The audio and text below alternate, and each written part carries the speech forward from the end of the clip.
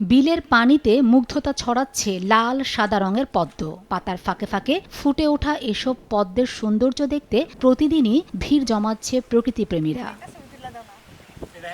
কুমিল্লার গোমতী নদীর উত্তরে বুড়িচং এলাকার দক্ষিণ গ্রামে বর্ষা এলেই ধানের ১৫ একর জমিতে পানি জমে ফুটে ওঠে এমন নয়নাভিরাম দৃশ্য।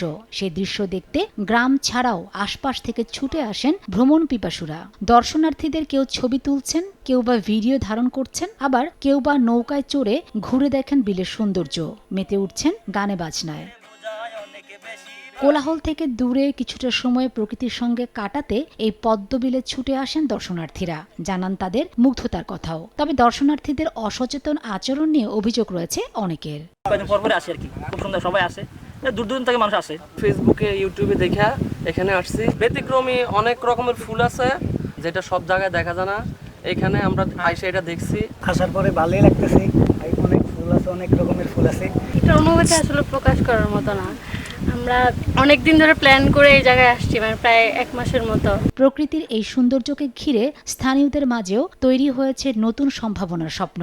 পরিকল্পিতভাবে পর্যটন সুবিধা গড়ে উঠলে এই পদ্মবিল হয়ে উঠতে পারে কুমিল্লার অন্যতম দর্শনীয় স্থান। সময় সংবাদ, কুমিল্লা।